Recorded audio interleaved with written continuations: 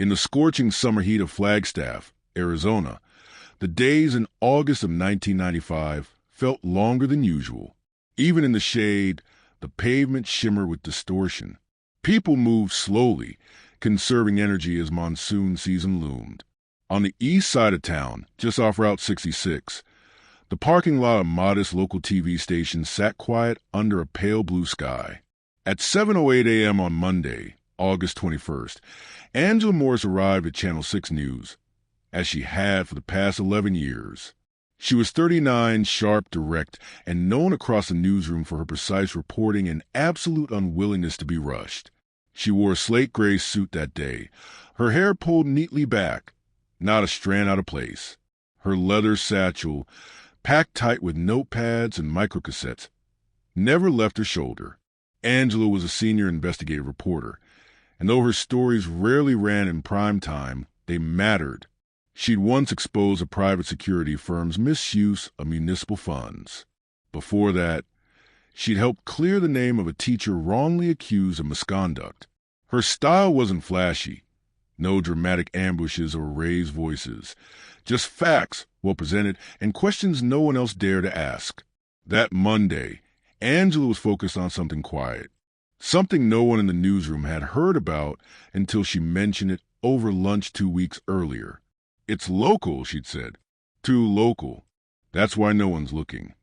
She was referring to the St. Verde Parish, a historic church on the north end of Flagstaff. The building, with its chipped adobe facade and Spanish mission bell tower, had stood for nearly 90 years. But Angela believed something was wrong behind the walls. Not a moral failure or scandal in the usual sense, but something administrative. She had been following whispers of redirected donations, inconsistencies in public grant records, and expense reports that didn't match invoices. At first, it looked like bad accounting. But something deeper had caught her attention.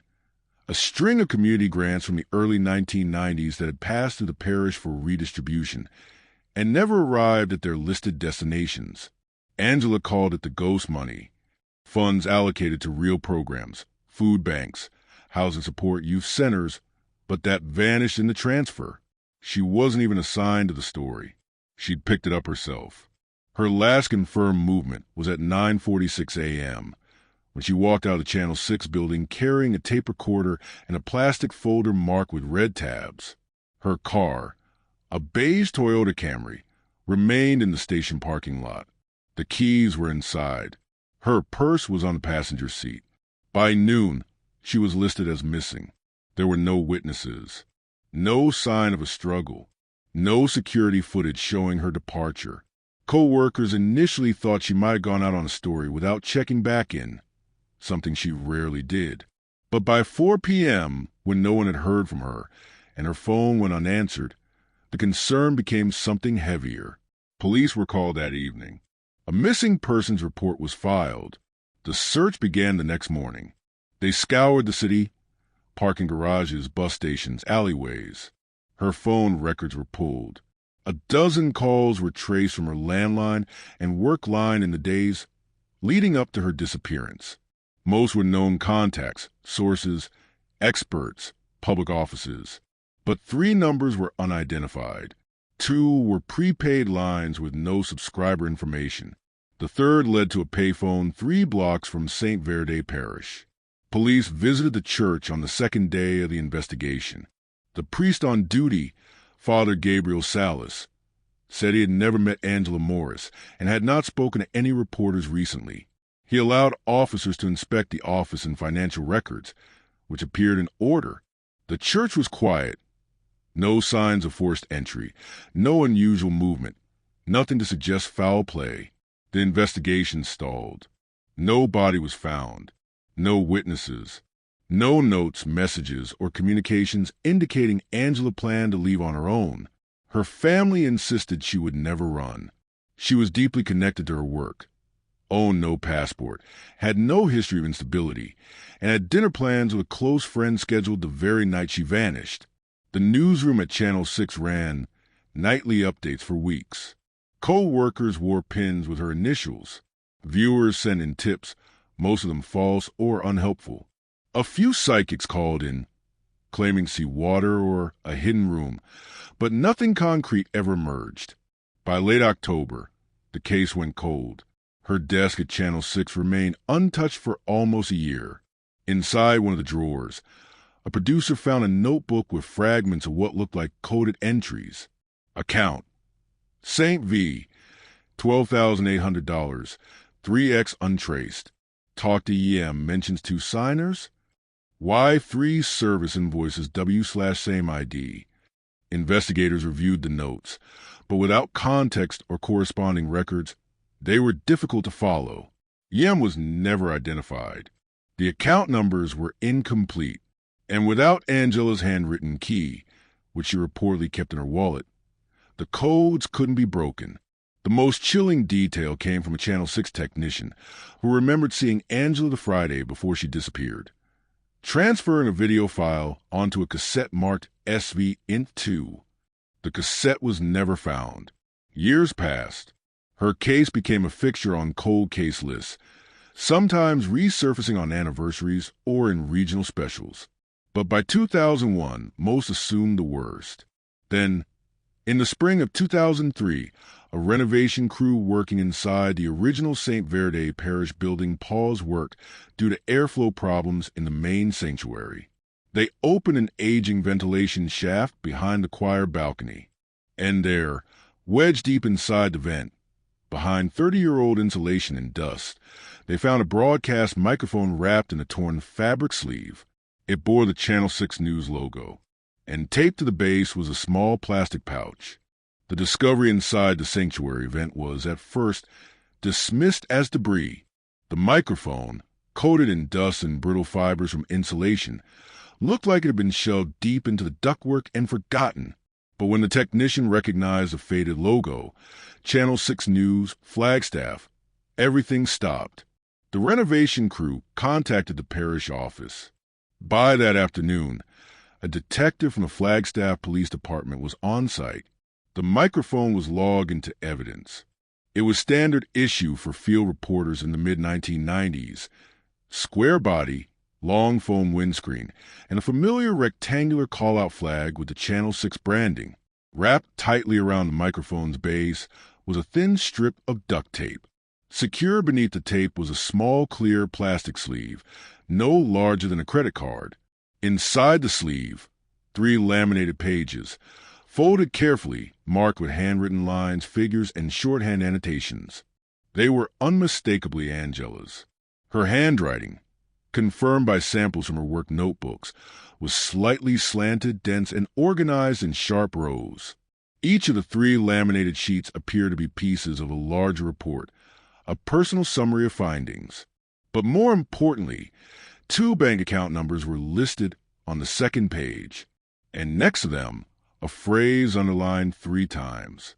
Community transfer funds, routed to personal accounts, names linked to SV staff. The initials SV, investigators immediately recognized them as shorthand for St. Verde. Within days, the case, long dormant, was reopened. The Arizona Attorney General's office assigned financial crimes analysts to review the bank codes. With the cooperation of federal banking oversight, they traced the accounts to a now-closed branch in Sedona. Though the accounts themselves had been closed in 1998, transactional records remain on microfilm. One of the names on the account matched a former volunteer administrator at St. Verde, a man who had moved out of state in 1996, 2 months after Angela's disappearance. His name had never come up in the original investigation. Further analysis revealed that over the course of 4 years, approximately $68,000 in community support funds, originally allocated for housing assistance and youth programming, had been quietly rerouted through internal church accounts, then transferred to 2 personal checking accounts. Angela's notes suggested she had traced this pattern using public grant filings and tax statements. She'd marked specific fund cycles from 1991 to 1994 and identified at least 6 instances of grants disappearing after initial disbursement. One note, marked with an asterisk, read, February 94, grant to shelter never received. No receipt, no follow-up, just sign-off. The most chilling element came from the 3rd page. A brief sentence, written hastily across the bottom margin. Meeting planned August 21st. Warned once already. August 21st. The day she vanished. Detectives now believe that Angela had been planning to confront someone about the financial discrepancies. Someone connected to the church.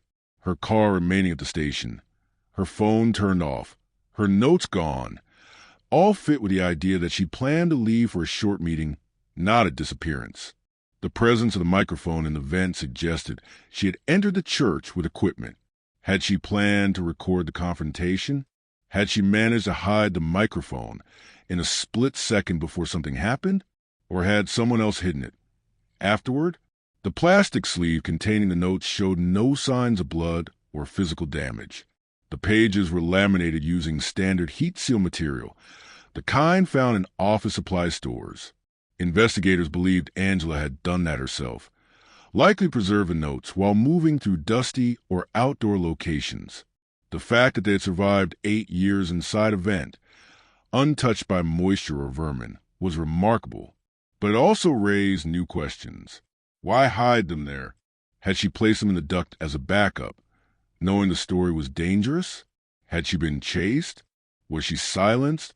The timeline, reconstructed with the new evidence, suggested the following. Angela left Channel 6 at 9:46 a.m. on August 21st, possibly on foot or picked up by someone she trusted. She arrived at or near St. Verde Parish before noon. She either met with someone or was intercepted before she could. At some point, her microphone, possibly already recording, was placed in the vent. It was uncertain whether she had hidden it herself in a moment of panic, or whether the person responsible for her disappearance had stuffed it away in an attempt to conceal the evidence. Either way, it stayed there, undetected for nearly a decade. The priest who had spoken with police back in 1995, Father Gabriel Salas, had passed away in 2001. The remaining staff at the church claimed no knowledge of Angela, no memory of seeing her, no access to financial records from the early 1990s. But one former groundskeeper, now living in Mesa, came forward when the news broke. He recalled seeing a woman with a microphone walking along the side of the church that day toward the back annex entrance, a doorway rarely used except by staff. He didn't recognize her at the time, but after seeing her photo on the news, he was certain. She was talking to someone, he said, but they were inside already. She looked like she was waiting for the door to open. He couldn't describe who she spoke with. He had looked away, kept working. It had seemed ordinary then. Now it felt like a missing piece. Channel 6 News ran a full-hour special after the microphone was recovered. They included archival footage of Angela's past stories, interviews with former colleagues, and a reading of her final notes. The final segment ended with a still image of the microphone, dusty, dented, but unmistakable, the logo barely visible under the tape. Public reaction was immediate. Old tips resurfaced. Viewers called in. Some claimed to have seen her in New Mexico. Others believed she had left intentionally. But the evidence pointed elsewhere. Angela had walked towards something she didn't come back from. And now, 8 years later, her voice, or what was left of it, had come through the walls. The laminated pages found with Angela's microphone didn't just lead investigators to financial records. They reopened a story that had quietly been buried, $1,000 at a time. The newly identified account holder, the former church administrator, became the focus of the investigation. His name was withheld from the press. But records showed he had left Flagstaff abruptly in the fall of 1995, just weeks after Angela vanished.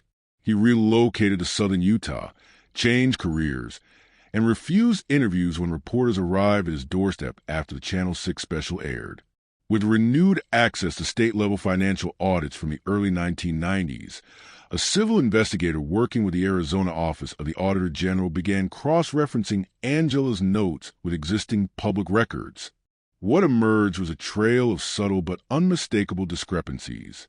In one instance, a $12,000 grant issued by the Arizona Department of Health Services for a youth counseling program was recorded as disbursed, yet the receiving nonprofit had no record of the funds, and the program it was meant to support never launched. The check had been routed through a third-party account that, on paper, listed St. Verde Parish as a pass-through fiscal agent. Angela had written about this case in shorthand. 1,992 cycle. Funds issued, zero impact, zero record. SV listed intermediary. Why? The deeper investigators looked, the more cases matched this structure. Angela had not just uncovered a one-off accounting error. She had exposed a system, one that used the credibility of a local religious institution as a shell to move public funds, then redirect them. The money vanished quietly, spread across accounts that didn't attract scrutiny because they appeared charitable, and someone or several people had gone to great lengths to keep it hidden. Though no direct criminal charges were filed due to statute of limitations and lack of prosecutable evidence, a civil action was open to recover misappropriated funds from surviving estates and defunct organizations. Angela's notes, once fragments in a duct, became the cornerstone of the effort. But for those closest to her, her colleagues, her sister, her viewers, the financial fallout was only part of the story. The larger question still loomed. What happened to Angela? Forensics experts analyzed the microphone thoroughly. The internal wiring had been cut, either deliberately or due to force. The foam windscreen had degraded, but inside the base, hidden beneath the remaining duct tape, was a small magnetic strip. It was not part of the microphone's original design. Engineers recognized it immediately, a microcassette tape stripped of its casing. The tape was carefully extracted and sent to a lab in Phoenix that specialized in analog media recovery. It took nearly 2 weeks to clean, respool, and digitize. The audio that emerged was faint, damaged in places, but some segments were clear. Angela's voice, calm, measured, speaking softly. August 21st, 10:15. Waiting outside annex door. Interview subject agreed to 10:30, but not yet arrived. There were ambient sounds, distant cars, footsteps on gravel, a breeze. Then, subject inside, voices audible through door. Multiple male. One says, "She's here early." Angela doesn't speak again for several seconds. Then more faintly, "Not sure this is a meeting anymore. We'll try to record what I can." That's where the audio becomes unstable, distortion, a scrape, possibly the microphone being handled. And then the final word, vent. That one word, isolated in the static, suggested what many feared. She had realized she was in danger. And in that final moment, instinctively, maybe even desperately, she had placed a microphone with her notes into the only hiding place nearby, inside the church's ventilation shaft. The decision preserved everything, and yet not herself. Investigators believed she had either been confronted at the annex door or lured inside under false pretenses. No blood or signs of struggle were ever found in the church, but portions of the building had been renovated in 1996, before Angela was officially declared presumed dead. No construction record survived. No permits listed detailed interior changes. Still, something more lingered. Inside her apartment, long untouched since her family boxed up her belongings, her sister discovered an old field bag she had used during early career segments. Stuffed inside was a roll of undeveloped 35mm film. The roll was turned over to Channel 6, who had the negatives processed by a professional lab. What came back shocked everyone. Dozens of images from inside church offices, close-ups of file folders, postmarked letters, canceled checks, all photographed discreetly, with low light and careful framing. She had clearly taken them alone, likely after hours or during an unscheduled visit. One image showed a ledger dated July 1994, with 2 names listed under a handwritten line: authorized withdrawal, donor assistance. One of those names matched the same administrator who had left town. Angela had been closer to the truth than anyone realized. She hadn't just been investigating the missing funds. She had already documented them, and someone knew it. Despite the media attention and special coverage, no arrests followed. The case was too old, the records too incomplete. Those still living denied involvement. Those no longer alive left behind nothing definitive. But in 2004, the Arizona state legislature passed a new regulation requiring all organizations acting as intermediaries for state grants to submit direct impact reports to third-party auditors. It became known unofficially as Angela's Clause. Her sister later said, she used to say, "If you can't stop something, at least make it harder to repeat." I think she did that. At Channel 6, a plaque hangs in the newsroom. It features a photograph of Angela taken in 1993, standing on a dusty roadside, microphone in hand, wind in her hair. Below the image, an inscription, Angela Morris, investigative reporter, 1956. Missing since August 21st, 1995. She didn't run. She revealed, asterisk, asterisk. By the time the special aired on Channel 6 in late 2004, Angela Morris's story had moved from a cold case to a quiet reckoning. Viewers across Arizona watched old footage of her investigative work, listened to excerpts from the recovered audio tape, and saw images of the handwritten pages laminated and sealed in evidence bags. But what stayed with people most wasn't the missing money, the hidden microphone, or even the eerie final word, vent. It was the deliberate nature of everything she left behind. Angela hadn't vanished by accident. She hadn't wandered into danger unaware. She had walked straight into it, equipped with tape, facts, and evidence, as if she knew the clock was ticking. In early 2005, a retired clerical worker from a Flagstaff County office came forward. Her name was Marion Bell, and she had once handled grant application filings for various nonprofit agencies in the area. She said that in the summer of 1995, just weeks before Angela disappeared, a woman matching her description came in late one afternoon. She wasn't with the press. She didn't give a name. She asked for access to community development grants from 1991 through 1994 and took notes for over an hour in near silence. Marion remembered it because of the way Angela worked, precisely, methodically, and without drawing attention to herself. She left nothing behind. No copies, no requests. But she asked smart questions, too specific for someone just interested.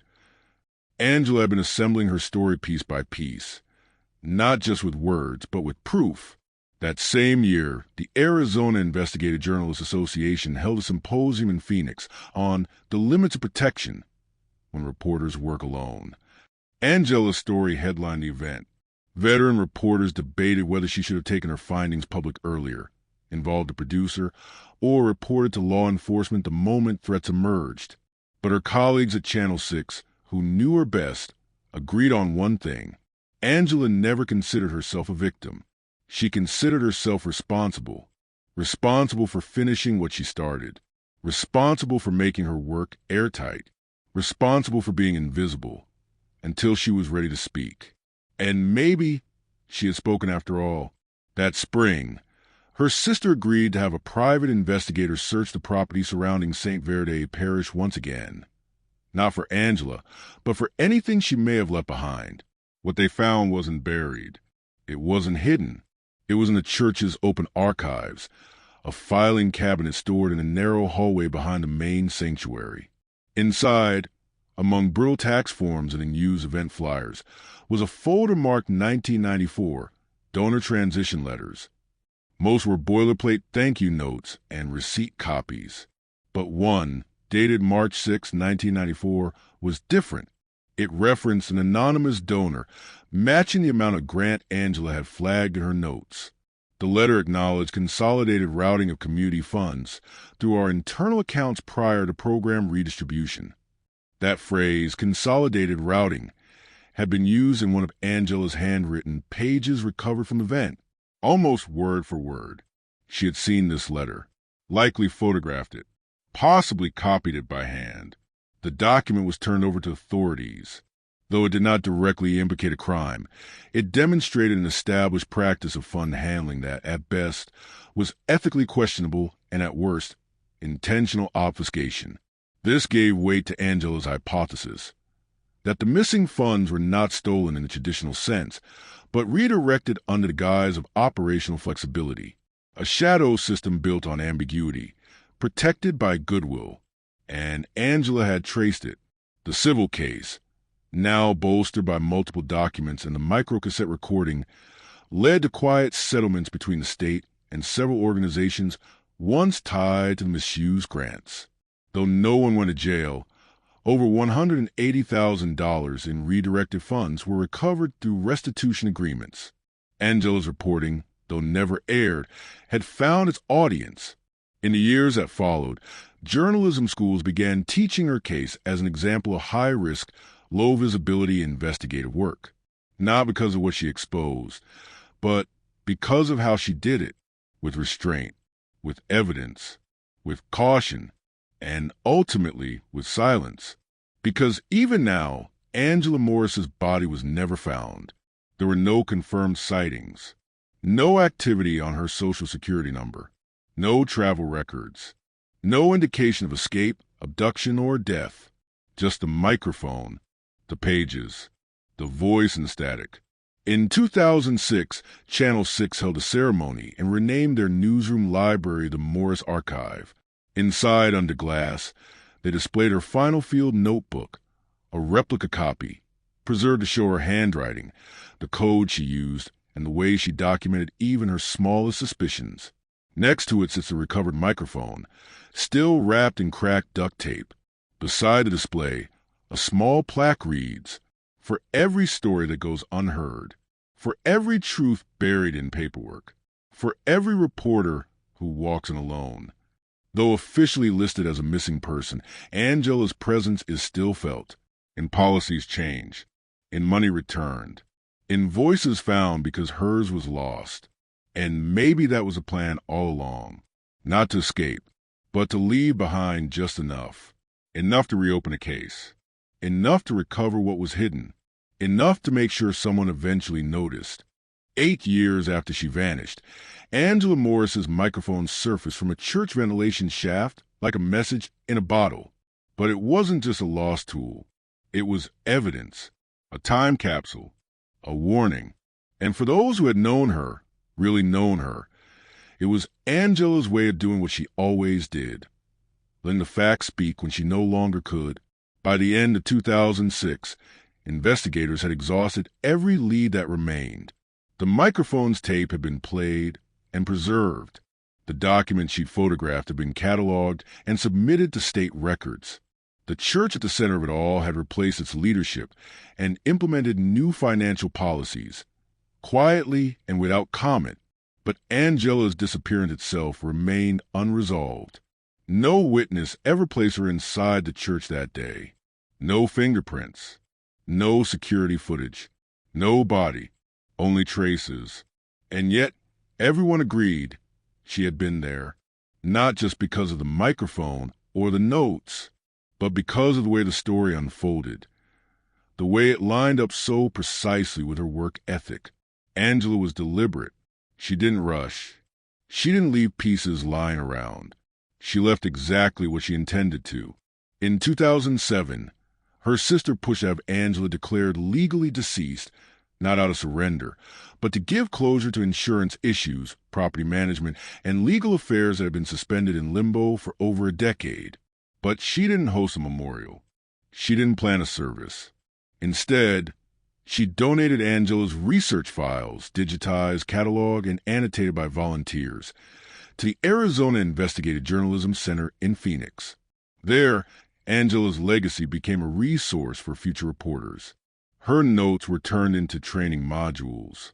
Her methods, her attention to paper trails, her handwritten cipher system, her use of off-site backups were taught in workshops under the heading Redundancy as Protection. Young journalists learned how to not just report a story, but to protect it. In 2011, Channel 6 aired a 10-minute segment titled The Reporter Who Left the Tape Rolling. It featured interviews with Angela's former producer, her sister, and forensic accountant who had helped trace the ghost money she documented. The segment ended with Angela's voice, lifted from the recovered microcassette, saying the now famous line, "Not sure this is a meeting anymore. We'll try to record what I can. The final image was of the Channel 6 microphone, resting in evidence wrap. After it aired, dozens of viewers called in.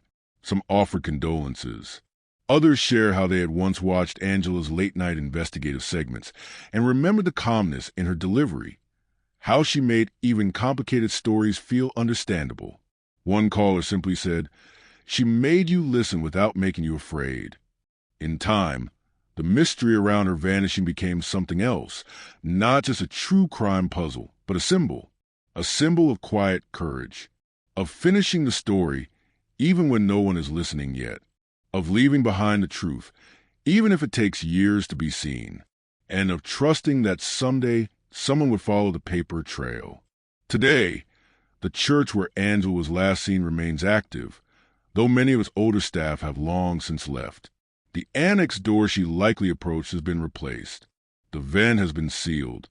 But in the Arizona journalism community, Angela's name still holds weight. Each year, an award is given in her honor. The Angela Morris Quiet Truth Award, presented to a reporter who shows diligence, ethics, and integrity under pressure. The trophy? A miniature microphone, etched with her initials.